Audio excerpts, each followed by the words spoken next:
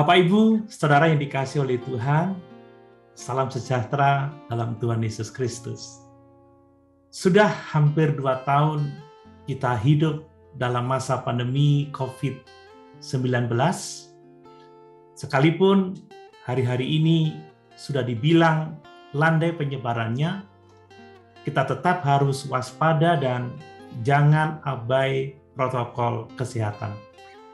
Masih saja ada penambahan kasus positif COVID-19, sehingga pemerintah akan menerapkan PPKM level 3 mulai 24 Desember 2021 sampai 2 Januari 2022 untuk menekan jangan sampai terjadi lagi kenaikan kasus positif COVID di negara kita yang kita cintai ini. Mari kita dukung pemerintah dengan taat PPKM, tetap semangat melakukan prokes, ingat pandemi masih sedang berlangsung. Saya mengamati bahwa selama hampir 2 tahun masa pandemi ini, kita sudah mulai terbiasa dengan semua hal yang bersifat online. Dan di antaranya adalah ibadah online.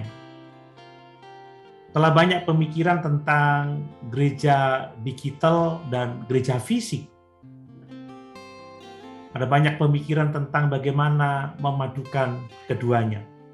Saya tidak akan berbicara tentang itu, tetapi pada kesempatan ini, saya mau mengingatkan kita semua bahwa jangan sampai dengan terbiasanya kita dengan ibadah online yang membuat kita juga bisa memilih mau beribadah dengan gereja mana yang kita sukai, mungkin kita cocok dengan khotbah-khotbahnya, atau dengan alasan-alasan yang lain.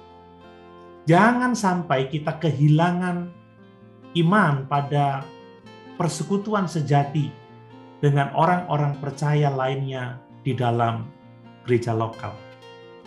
Kita harus berusaha dengan bijaksana untuk terus membangun dan tetap bersekutu dengan orang-orang percaya lainnya dalam gereja lokal. Jangan sampai kita putus hubungan sama sekali dengan orang-orang percaya lainnya. Dalam Ibrani pasal 10 ayat 23 sampai 25, kita membaca di sana, marilah kita teguh berpegang pada pengakuan tentang pengharapan kita, sebab Ia yang menjanjikannya setia. Dan marilah kita saling memperhatikan supaya kita saling mendorong dalam kasih dan dalam pekerjaan baik. Janganlah kita menjauhkan diri dari pertemuan-pertemuan ibadah kita seperti yang dibiasakan oleh beberapa orang. Tetapi marilah kita saling menasihati dan semakin giat melakukannya menjelang hari Tuhan yang mendekat. Kita melihat di sini bahwa kita membutuhkan orang percaya lainnya untuk dapat teguh berpegang pada iman dan pengharapan kita di dalam Kristus. Kita butuh persekutuan untuk saling mendorong, untuk saling menasihati dalam iman, dan untuk itu kita membutuhkan orang-orang percaya lainnya. Jangan tinggalkan gereja, ayo rajin bergereja. Dan jangan terlalu kita asik dengan yang online, tetapi kita sudah melupakan persekutuan sejati. Kita membutuhkan perjumpaan dengan orang-orang percaya lainnya, untuk dibangun bersama-sama, untuk tumbuh bersama-sama di dalam iman dan pengharapan kita kepada Tuhan Yesus Kristus.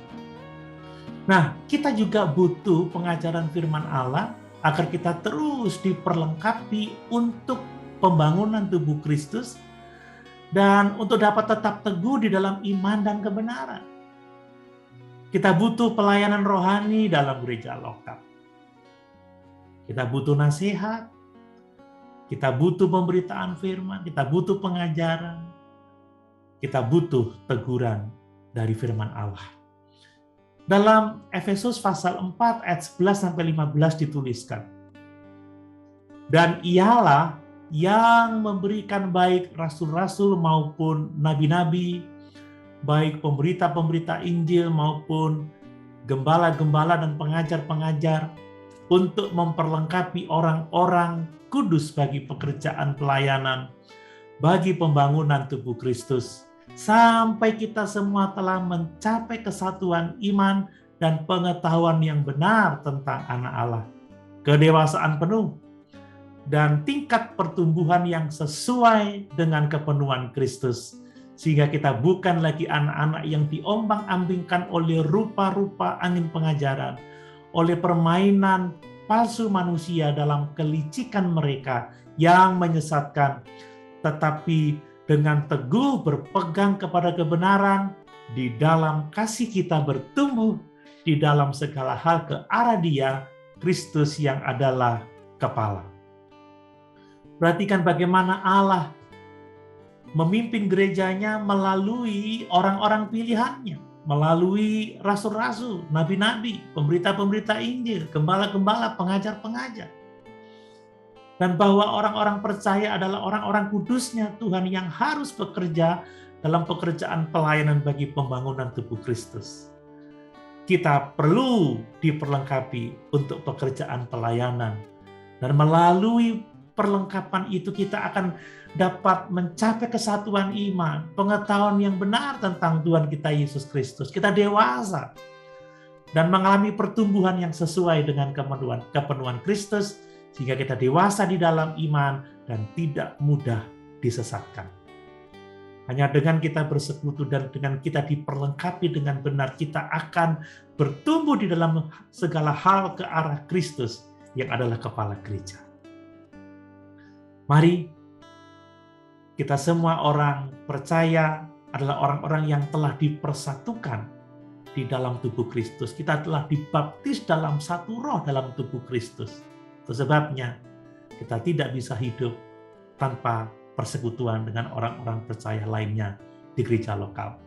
Jangan kehilangan iman pada persekutuan. Ayo kita semangat bergereja. Haleluya.